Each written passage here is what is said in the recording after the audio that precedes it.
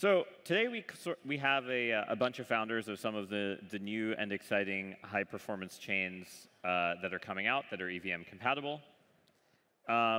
These founders have a very diverse set of backgrounds and experiences. They also indulged in something that I think the previous generation didn't, in that the word KOL had to be used in pitch decks. They all have very different strategies towards ecosystem growth or product growth. So first, we have Smokey from Berachain. Berachain's using a new mechanism called proof of liquidity to help incentivize applications in a way that other chains didn't. Then we have Shuyao from MegaETH. And MegaETH is trying to get to sub 50 millisecond blocks and be one of the most performant L2s that exists. And finally, we have Keone from Monad. We all just learned that Keone is John in Hawaiian. So. But Keone has been in kind of a lot of different roles, worked in trading before, and then tried to make a blockchain for optimizing a lot of things, whether it's MEV or tradability. All right, so we have kind of a bunch of different versions of the world in terms of high-performance optimizations. We have one mask. We have one hat. So I think the first thing we should point out is everyone who starts a new chain is sort of, I would say, a frenemy of some form with each other. And I think today we're going to try to poke the bear of what the cooperation looks like. So first, who do you think is actually going to get to mainnet first? I mean, I might be a little bit biased here, but I think that we're probably closest to mainnet. That's also accounting for the fact that we've been behind on mainnet for a little while, but the goal is to get that out before the end of the year. Who do you think is going to be first? I'm always bullish on Berachain, so yeah, Bera first. I'm wearing a Bera shirt, guys, today. Literally repping it. Keone? I have no idea. I'm curious, though. OK, who do you think is going to be last? Fine, you guys all are pussyfooting around on this first. But let's kind of go. Who do you think is going to be the last of the three of you to launch? My understanding, and this is all like rumor mill type stuff, was that Keone and the gang were going to be a little bit later, but I'm not working off hard facts. I'm working off people yapping in group chats. I just hope we're not the last. I'm going to be the devs, I guess. I would assume MegaETH, because I think you guys started quite a bit after Berachain and Monad. So I would just assume, given the amount of work that has to happen, it's probably good to set expectations of having more time to get to mainnet. Yeah, I think we're probably both in the Q1 camp. Oh, really? That's really soon. OK. Inshallah. Inshallah. All right, inshallah. All right, well, someone needs to make prediction markets so that these two can manipulate the oracle and then. OK, let's maybe go to a more serious question, which I think is a question that is adjacent to kind of all of you. But do you view L2s as more parasitic to Ethereum than new L1s that are EVM compatible, or vice versa? Sort of, which one do you think is more of the parasitic relationship, and which one do you think is more of a symbiotic relationship? Well, that's a good question. I think they're both parasitic in different ways, to be a little bit of a cop-out to start, right? I think L2s are probably a little bit more directly parasitic, but they also add more value to Ethereum directly. So it's a weird delta-neutral sort of relationship. I would probably err at the moment towards saying that L2s are slightly more parasitic, though. Shuyao? I think the whole point of being a layer 1 is you either kill Ethereum or kill Solana. Why do you want to help Ethereum at all? There's no relation. And if you've done a good job and kill Ethereum or Solana, you succeed. Whereas layer 2, for example, like MegaETH, we literally cannot abandon Ethereum, right? We need Ethereum. And we're there to scale Ethereum. So it's definitely a symbiotic relationship. And not only do we settle on Ethereum, we actually use other parts of the Ethereum stack. So I think it's very obvious that we're symbiotic. I think it all just comes down to the level of innovation. I think at the end of the day, we need systems that can scale to many more users. With Monad, although Monad is a layer 1, the entire purpose, the entire goal of our team is to prove out different architectural improvements that we ultimately think Ethereum layer 1 should consider as well. And that ranges from a much more performant database, from asynchronous execution, where we decouple consensus from execution, also parallel execution, which is, I think, something that's really needed for Ethereum, and is something that we're excited about introducing to the Ethereum ecosystem. So at the end of the day, from my perspective, it's more about technology and less about the specific, community sizes and trying to steal users from any concepts like that. It should be much more about just growing the, it's almost trite to say this at this point, but growing the pie. I sincerely believe that usage of on-chain applications, wallets, is so small relative to the entire population that the focus should just be on getting new users. So do you have plan to have a team that implement the Monad technology on top of Ethereum? Is that part of your roadmap, the way you spend resources? Correct. The goal is to ultimately contribute to the Ethereum research community and Ethereum scaling roadmap. I think the great thing about Ethereum is it's very decentralized, so anyone can propose EIPs. There are many different client teams that are working to prove out different improvements. So the goal of Monad Labs is to prove out these improvements, and then depending on whether it fits well with Ethereum's own roadmap, propose some of those EIPs. I'm looking forward to that. So one thing is, I think most people here could probably go Google what the different trade-offs each of your approaches make, so I'm not going to insult everyone's Googling ability, no offense.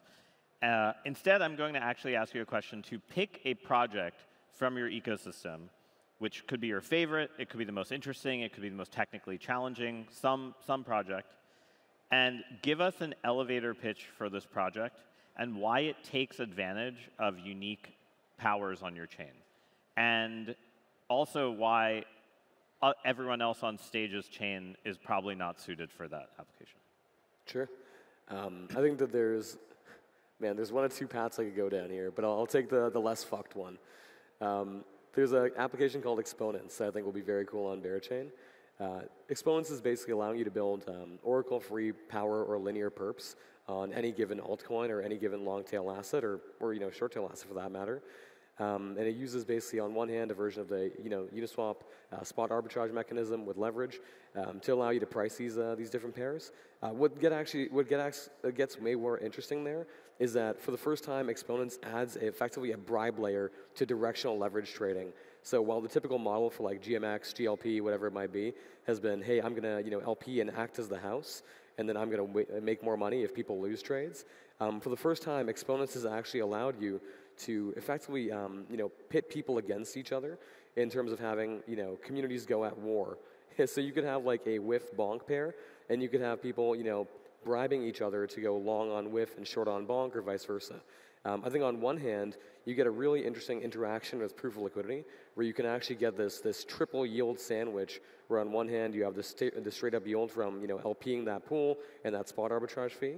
You have the effectively incentives, the earnings from that bribe layer of someone saying go long or go short on this, and then you have proof of liquidity incentives, which can actually be directed towards that pool, which ends up being incredibly attractive, and especially for sort of an advanced derivatives product like this, which typically has issues in terms of a cold start problem and attracting initial capital. Proof of liquidity really helps get these guys off the ground and allow for a constant inflow of volume and arbitrage opportunities. There's a lot more that I could go into on that, but that's one of the projects that feels very culturally correct as well for the Berachain ecosystem, because over the last couple of years, it's become very obvious that Berachain has a series of micro cults within it, and a lot of people who tend towards tribalistic behavior. And I think that will cause very interesting market dynamics when it comes to long tail assets, of which there's going to be a number launching on the chain. Shuyao? Anyone here uses VPN? Raise your hand. I assume all of us do. Wow, that means 90% of the audience is lying. Exactly. That's all. Be honest, I'm watching you guys. The top 6 VPN providers in the world are controlled by 2 large conglomerates. And they're actively stealing your data because otherwise they can't make money. And nation states are actually suing them. So now you'll be thinking, oh, you know what, let's build a decentralized VPN. There has been many attempts at building decentralized VPN for the last 6 years. None of them works. Because even though they provide the decentralization and privacy, they were not performant enough. And no one is going to use a slow VPN. So enter Hub. Hub is a decentralized VPN on MegaETH. And the reason it's only possible on MegaETH is because of our latency. By having 10 millisecond latency, you can have multiple nodes by leveraging billion users' internet hardware at home and hop between different nodes and get the same performance as Web2 VPN.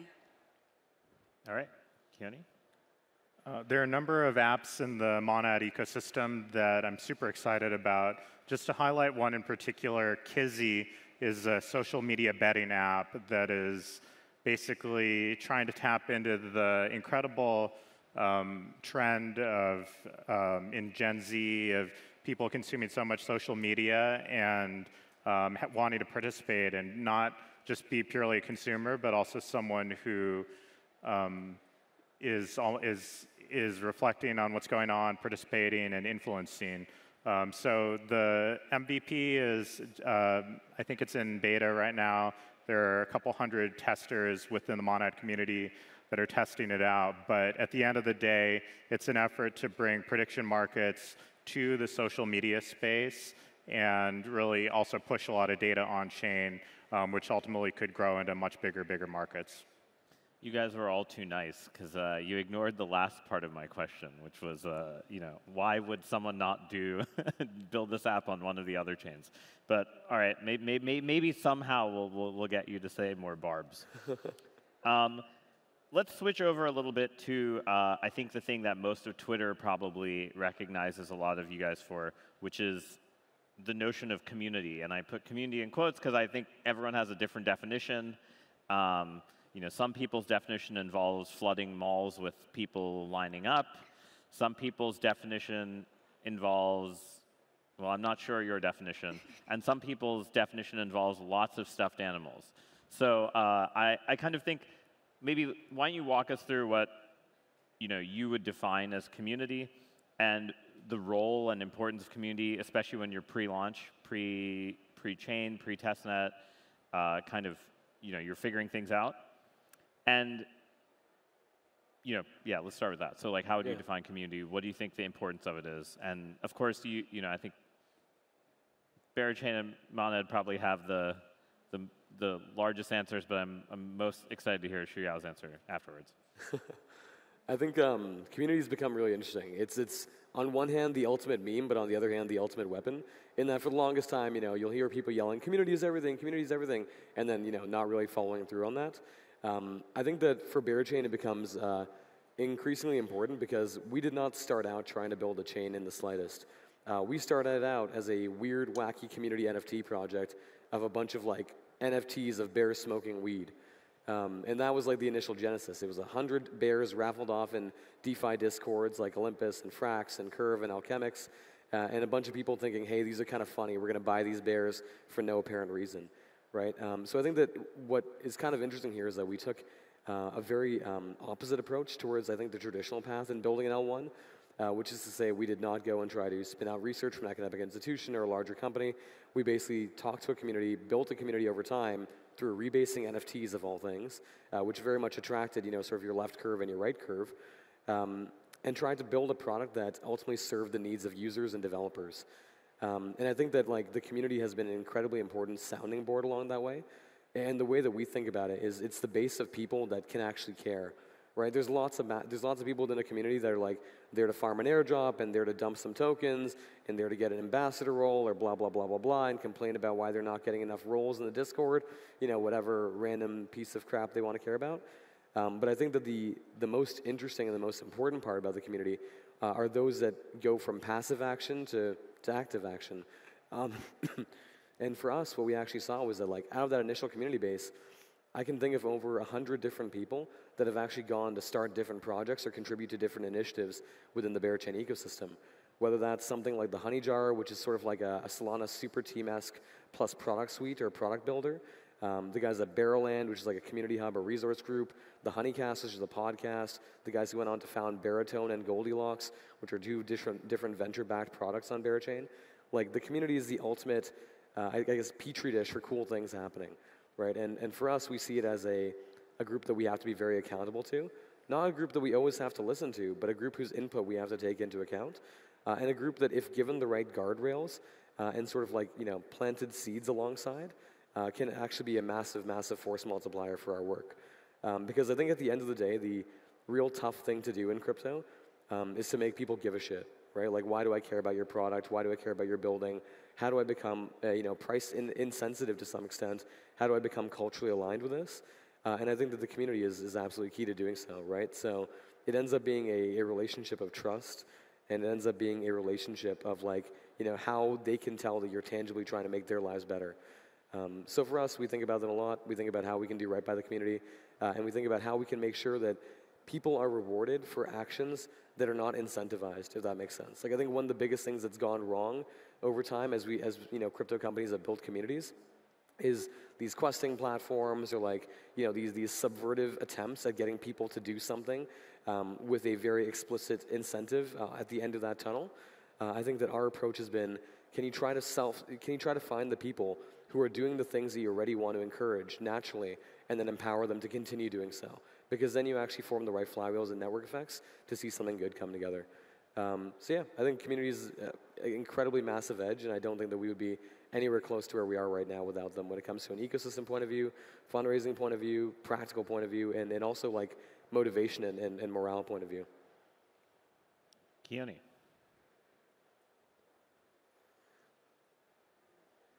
Yeah, as I think about what's going on in the Monad community, the thing that strikes me is that Monad as a team, we feel incredibly supported by the Monad community. I think the community has really helped put the project in the position that it's in now of having a little bit of reputability and resources, and just in a position to help influence the industry for the better. So I'm incredibly grateful to so many individual community members that have contributed so much to the Monad project's success. And as we go forward, I would say our approach to building community is really one of trying to deliver an environment where community members can benefit from being part of this group. We've just seen so many community members within the Monad community getting to increase their skills, take on leadership opportunities, organize initiatives, get a larger audience for the content that they create. We have incredible artists within the Mainnet community. So, Tarun, I know you were alluding to the stuffed animals. The stuffed animals are all just like kind of a physical manifestation of incredible art that people have made within the community. So, yeah, I think that the superpower of crypto overall is the crypto community. That's what's allowed crypto to kind of take over so much mindshare in the world. And I think it's really important that every project team respect their community and respect and try to offer as much value as possible.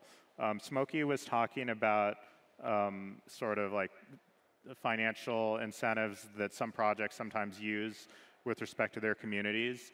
And I think at the end of the day, whenever there's an incredible amount of value created, there's the possibility of that. But I think that can't be the only thing, because then we just end up with very, communities that don't have stickiness. And if we forget about crypto for a second and you just talk about like what is a community, like, it would be, people in a neighborhood that get together and have a block party, or people have a common interest who become friends and support each other. So yeah, I think it's just using common sense about like not asking community members to do things that are tasks, but rather just always trying to create opportunities.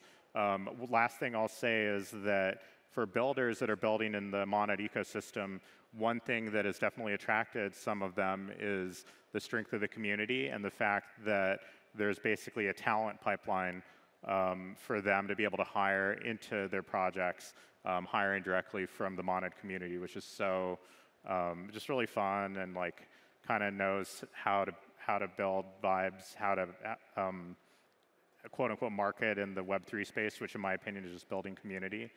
So I think that at the end of the day, it can be very win-win, but it's just using common sense and then on the part of our team working really hard to cultivate a positive environment. Cool. Finally, Shuyao, what is your definition of community? How do you view community as important to MegaETH, especially, given that you have seen 2 examples on stage? Yeah, I mean, we're the newest community. Any audience here who have heard of MegaETH before? I see one hand. 2, 3. Okay, yeah. I guess we do have a community, so thank you. Yeah, I think my definition is a little bit raw compared to both of them because we don't have a big retail community yet. We have a very strong developer community. So I think at early stage of MegaETH, most of our focus right now is empower builders. And the logic is by empowering what we call the Mega Mafia, the MegaETH builder, and having them to build really cool apps, and then they can go grow their own community. I think the chain's job is like building nation state, building, having people, empower people and make sure that they are having fun. But at the end of the day, it's really your devs that's directly interacting with the community. So our definition so far is by empowering dApp builders, we are also empowering the end user. Cool. All right, so all 3 of you have unlaunched projects. You have a lot of tweets that are sort of in your ecosystem atmospheres, your crypto Twitter ozone layer, and within that there have been a lot of controversies from particular anon tweeters who really like needling a bunch of different projects. I would say each of the 3 of you have very different tactics for responding to those. But first, I want to know sort of what are your favorite hater tweets that you've had written, and which ones do you kind of respect? Which ones do you think are, yeah, okay, fine, they're kind of right, and which ones do you think they completely fuck up, completely get wrong, and sort of like, is the wrong type of diss track? Yeah, I don't know how many of them I remember, to be honest, but I'm always happy to be prompted.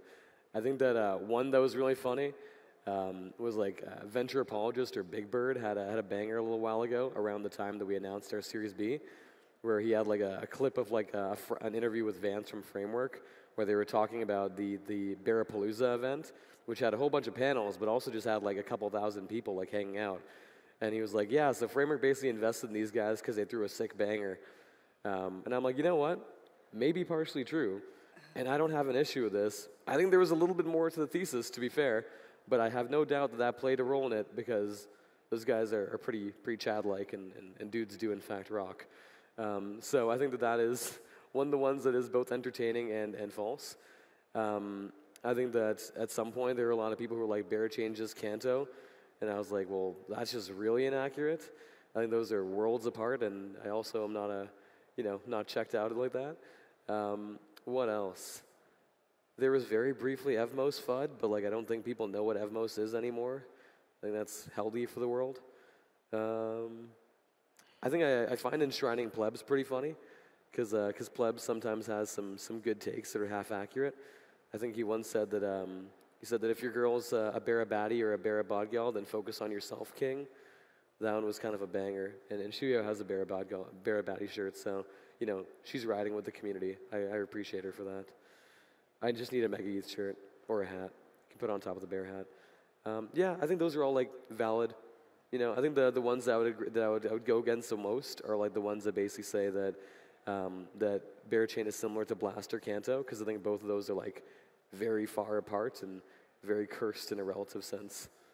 Yeah, I mean, I will say this question was inspired by the fact that Shuyao was giving out shirts of tweets that were hating on MegaETH. It's pretty base. This week. So, and I know all three of you have inevitably been the target of these types of tweets. So, Shuyao, given that you went to the effort of actually even making shirts, what are your greatest hits in terms of things you think are right versus not right? Yeah, I love those. I love those tweets. And the one that's really fucked up are the one that I respect the most. Like, the chatness in those tweets are just good. I brought one of them as an example. It's not the one with the tweet, but venture apologists once said that, MegaETH is just like wrath on a box, and we love it so much. So we printed, it says wrath on a box, and our mascot is a rabbit, and then there is a laptop, somewhere here. So I think they are very inspiring in terms of creativity. And some of the tweets are also really good for engagement. I think Woodchuck said something, and my co-founder Elon responded, and it was just, makes you giggle, makes you laugh. It's all good vibes. But I think the one that I particularly I thought was really Chad was enshrining Plaid. He was like, oh, you know what, all MegaETH needs to do is to pass the vibe check, and they somehow completely effed it up. And I was so surprised to see it, because we're such a nascent ecosystem. Like, I don't even know what the vibe check is. But once he put the vibe check out there, I feel like he's actually getting the vibes right. So in a sense, I think the more they subtweet us, the better it is for me. And that's the way we went out of our way to promote them. So if any of them is in the audience, you're on one of the multi-sig, you can come and say thank you to me. I'm right now your PR and marketing agency. Thank me later. Keone? Yeah, I think that, there's the risk of, like, whenever you're trying to explain a joke and why it's funny, it's like, for sure, it becomes pretty cringe trying to do that. So I guess what I would say is that I think that there's truth in all good humor. And if it were just totally out of left field, then it wouldn't be funny. It would just be, like, random. So, I think that those guys are funny because, or guys and girls, whoever they are, these Anons, because they are pretty observant. And I think it's also a reflection of the fact that something that I believe fundamentally, which is that people on crypto Twitter are not stupid. Like, people on crypto Twitter actually, like, very much are, like, they see things happening and they come to their own conclusions. Like, they don't just believe whatever the tweeter is saying. And so I think with respect to, the idea of communicating about one's own project or one's own brand, it is really important to always be truthful, because whenever you kind of play the fool and, brag about something that's not true, then it always ends up backfiring and always ends up looking quite cringe, actually. So I think without calling out any specific projects or anything, I think, sometimes the tweets which are like, oh my goodness, like, look at this much volume going on, while, like, some sort of incentive program is going on, or speculation about an incentive program, those always look super cringe. And people are not stupid, and when they see that, they're actually in real time judging the project and lowering their estimation about the honesty and truthfulness of that project. So yeah, I think that with the alignment Anons, it is actually kind of a good example of truth producing humorous results at a far greater rate than, like the average person. So there is some truth to some of the observations that they have. Wow, so you're also okay with whatever they're saying about Mainnet? I think that, it obviously depends on I don't know, you'd have to show me a specific tweet, but okay. I think at the end of the day, there's, they're like, and more generally, like, people on crypto Twitter are the community, which is the white blood cells of any project at the end of the day. So I'm appreciative of the people calling us out if they think we're doing something wrong. Yeah, same. I'm also appreciative of that. So we're on the same page. Well, you appreciate it so much you make merch out of. I think sense of humor is a part of the DNA of MegaETH. All right, let's go back to some more kind of sort of serious questions, which is, in this world where everyone is talking about how there's maybe an excess amount of block space, there's not enough demand for the block space. The three of you are about to launch something that's going to increase the supply a really large amount. I'm kind of curious how you think about how to build demand for your ecosystems in the early days, especially when, A, you're competing with other rollups, B, you have to source liquidity initially, C, you have to kind of help your app developers. What's sort of your initial go-to-market once you launch? Like, what are the first 30 and 90 days? What do you think they look like? And what do you think, you're doing now to get ready for that? Can I go first, actually, just so we change? Yeah, sounds good. Yeah, I think that talking specifically about trying to stimulate enough demand to then counter a huge amount of supply that a new blockchain is producing is kind of the wrong way to look at it, because we really want to have an abundance mindset where there is so much block space, like there is so much capacity for decentralized compute and shared global state that can serve the whole world, that people can build anything that they want to build, and users can use those apps without frictions. I think it should be less about trying to equilibrate supply and demand, which is a very, like EIP 1559 concept or Ethereum gas pricing concept. I think about it much more from the perspective of just build a great underlying infrastructure that can serve many users, and then completely orthogonally try to help builders who are building ambitious apps that are trying to cross the chasm to mass adoption to be as successful as possible. So for me, it would be less about specifically like oh no, there's like a looming amount of block space, well, let's try to get demand to match it, and more about just the common sense end state of what we want to see happen and with respect to decentralized tech. So I guess related to that, in your first 90 days post-launch, let's say Mainnet launched tomorrow,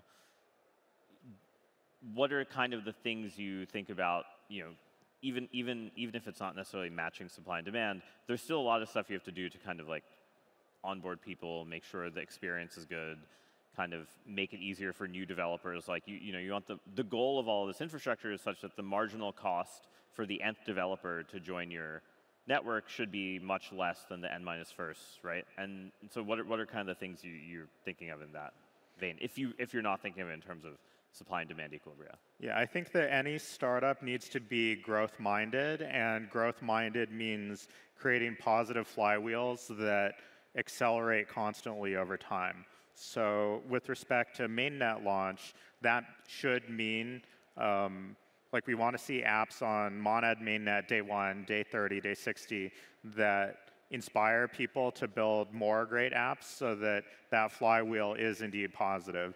When we talk to projects right now, that's the sort of the biggest thing that I try to emphasize is getting to a point where your work is compounding, where the project is getting stronger every week due to the advances that the team is doing. And so I think the same thing is true here. Like Mainnet should just be a giant acceleration moment to help accelerate that flywheel of adoption. I think that for us, I think that for us we see it as similarly not a supply and demand thing, but like can you actually build applications that people want to use, right? And I think that actually all three of us on this panel have taken an approach that's relatively different from a lot of the L1s or L2s of the past, in that I think that the default was very much, if we build it, people will come, right? The application layer, the base layer. But people actually don't want to come to build on shit if they're not prompted to or given a real reason to do so, right? If you looked at the move chains, if you looked at Say, if you looked like a lot of these ecosystems that actually did not actively curate and help, work alongside builders to make something happen, they often just sort of fizzled, right? And you see nothing of novel substance in those chains.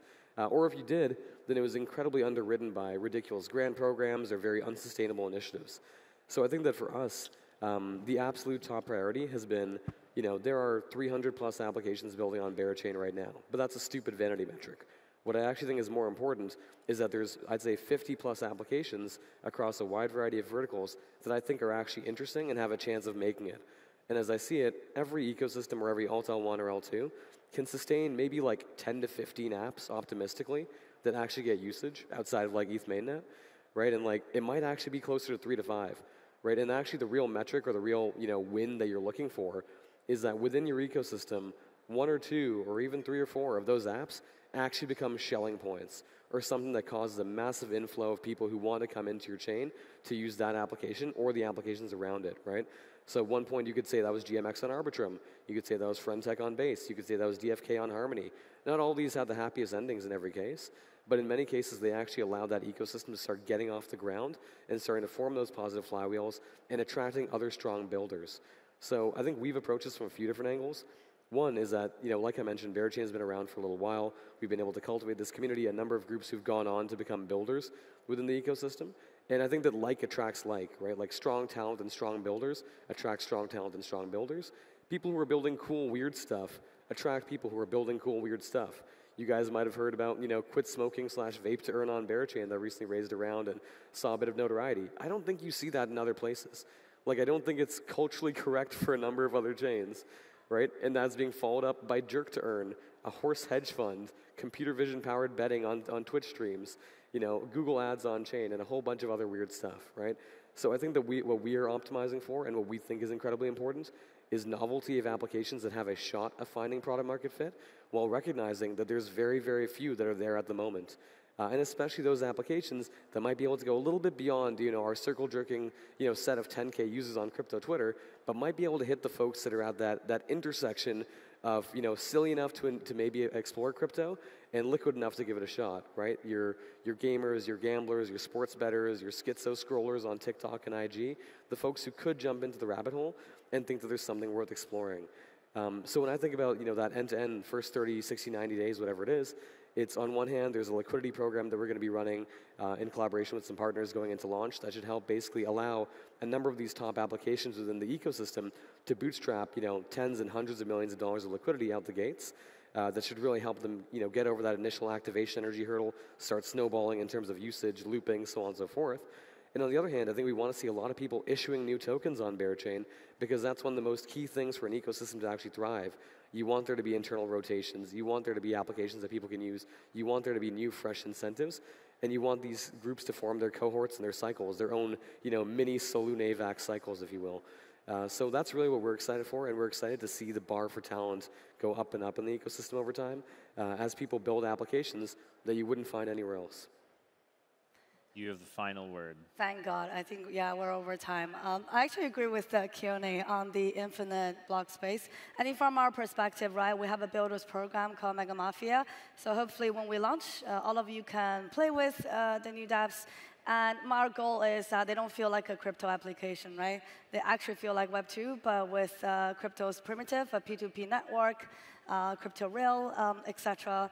We're also hoping to do a lot more real-world co-living, co-building with a lot of you. So in October, we are doing Mega Zoo in Chiang Mai, Thailand. And early next year, we're going to do a lot more builders program around when we launch our mainnet. So everything is centered on let's build something cool together and have normies to actually use our application. So yeah, I think that's it. I know we're out of time, but I'm going to do one sentence answer for each of you. Take someone else's chain on stage and give them a compliment about a design choice they made. Oh, I like the energy that MegaETH takes when it comes to building ecosystems. It feels like the right combination of edgy but like high competence. Wait, I can pick anyone? Yeah, you can pick. I think you guys build an amazing community. I've said it 5 times now. I think that Berachain has done an incredible job of iterating from NFTs to setting out a grand vision that's focused on supporting novel DeFi apps. Cool. All right, well. And compliment to Tarun.